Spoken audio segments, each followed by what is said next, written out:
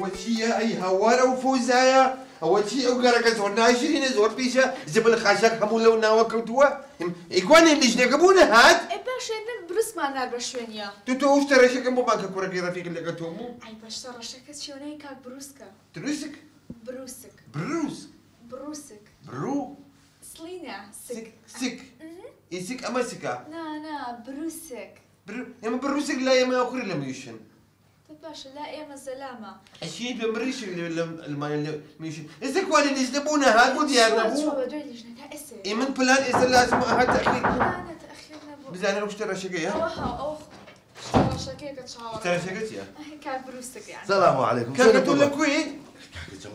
انت اخير ونازل ورا كاك ياسين او كاك ياسين يجون كاك اما كي قربان جا ما كاك ياسين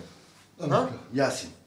اسبرين لا ياسين قربان جا ياسين قربان ياسين دير ايش اكل بلا ما فرما ما نخو معنا ازور جوانا كل زوين قربان جا ايوا توهم كلمه غلط كي بوجل جوان رقم وطبلي سرب قربان جا لا تشكل لاخوت اما كاك ياسين هاي كاك ياسين جا او خو خوشي امادي با اقدر بي باش اريبو او مولا جورك خو زاني كان بالا زان كان شخص دانا لحاي خولا كان اكري بالا تيجي سي جورو سي بشو هاويه هاويه لا حبيبي بيها أو حبيبي شبيه هنا هاويه او زبلتي اي قال لاخوت خاويه خاويه ما شو لك هذول على حبيبي خاويه كاكي جا بالجملة أي كري جورا كان بس يبين جاب شو كان ببانزا سي بس أي كري دو أي ليستي كبو حاضر كان بيت طالما شو توزيع كان طالما ما خودنا جورا بتشنا جورا كان بس يبين بيشن لا بيش يبين لا بس يبين سي وبيان كان اي كريب لاخوت بيموتوا بانزا جورا بانزا بتشو يعني سي لا بو اوا لا كاكا بيجا بس سي بس باشا سي جورا شاز دانا أكرم شوز أنا بكرة سي حي جورا سي حي رحمة الله بلا ما يكشف بتنين سي حاويه جورا سي حاويه بتشوك يبو كاكا بو وبشنا قبل ببلاني من لا باشا لا سيويك بسيويك يقول بانجي أي هوا دوك هذا صار اللي مش عنده دانا شيء ذاكره اخي بلانك اها يقول بانجي خوان شش دانا ما نيني بهدي ترى مين بوشي انتي باش بس كاجاس يوم بتنيانا دوانا موظف كان جاب لك الخطة دو أنا الخما ليستاكتي هم دواي بيت أنا بيبي بقول شو توزيعك بزوج يقول بانجي إيش ما بكاجاس ما بفرو كاجاس يوم تبرو برو أنا والله ده خالص خد لك زوري جوانا جوانا شيء يقول بانجي عليه كاجي شاكي يصير جوانا والله رجل توم كروز واسلو بينا يقول بانجي إما من لقى سكارة إما شيء نالك خون بس لا نان اخوات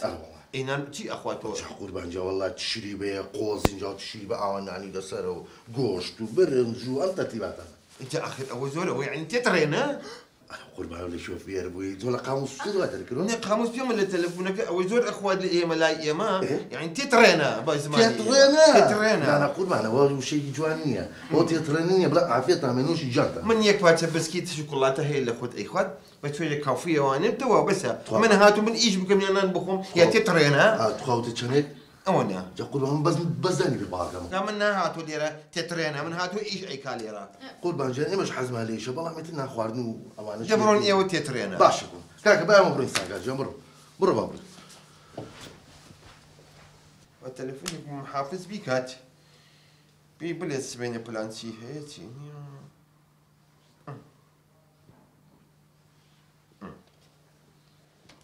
الو جنابي محافظ باريسكا اهلا وسهلا باشيت تو باشيت والله من زور باشم والله تو كسكي زور جواني من بياني حاوي كان اي كرد لخوت سيبيك بتشوك سيبيك قورا يا اجا من السبيني يكم بلان خوي دس بي اكاد ليرا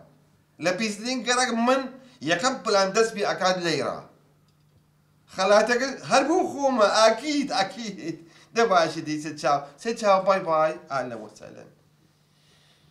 والله سو عجيبة أمانة دوانا تترينا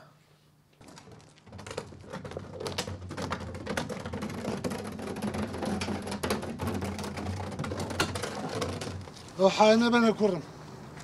دخلك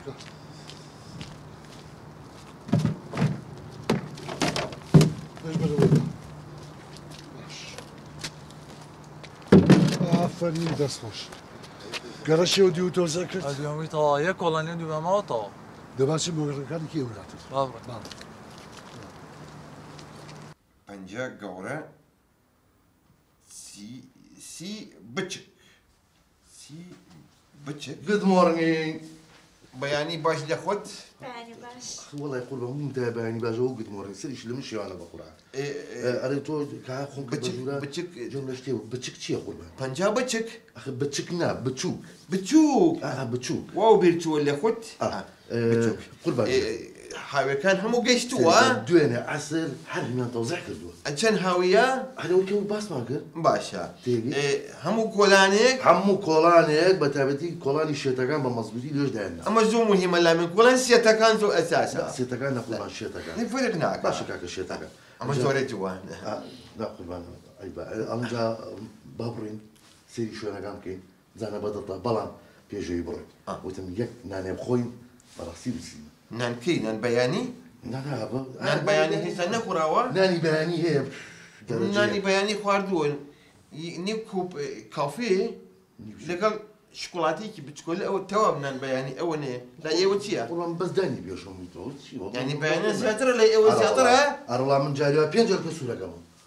يعني هم تترين ها قربان يا زين شي خوي وشي تترنا زونا خوشا تو انت ناخش كذوا اخينا بياني تترين ايوارا تترين ما كي معدل تترين ها يعني هاتوني ابو تترين يا ابو ايش من نيزان يقطع تليفوني كابو فايز لا ميك زين شي جوب يا اخي كاك نقول لك من داينا معدل تترين قربان بس مجالي ساقا جاي تليفونا اوا يعني طبعا نو تترين نو تترنا جاست ايش جاست ايش قربان يجي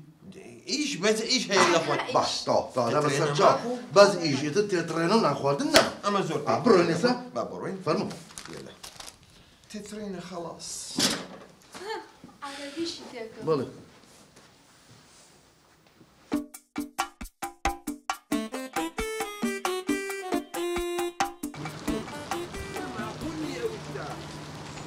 ثاني ايش لك كومبانيا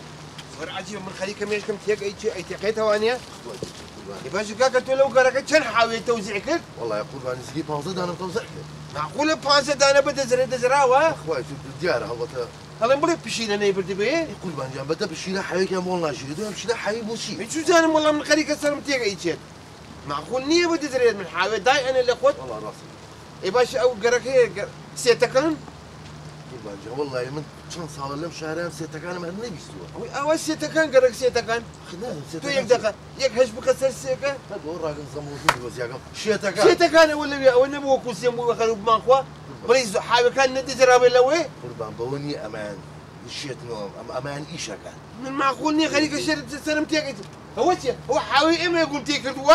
قربان حبيبي كذا قفانه وانا قول كاك وزن هوي بينا ما تشيت كرت المخوت اول شيء هو حاوي اما يقول تيك دوا قربان يشتي ما فيه بلا انا بيجي ام ملتيه ما خلشي ام شهره فكره وشتي ام بيه بخا جاري ابو انجان يقول بكاريان جاري ابو قاعده يقول بكاريان كل لها مهم تر بخاشتي وش كشي ديك فاصوليا ومش هاش بكاريان يعني فاصوليا كانت حاوي زبل والله لا تكنوك وفاصوليا مش صار بابا تشنقرك سيتك بزين حاوي كان ما هو يشتي فيه بلا غبونيه شويه اه اشتي ام بيه امان ايش هذا بابا تشين بزين لوي هي الاخوات معقول يا فرق بس اخي اللي بيشو انت ربود يعني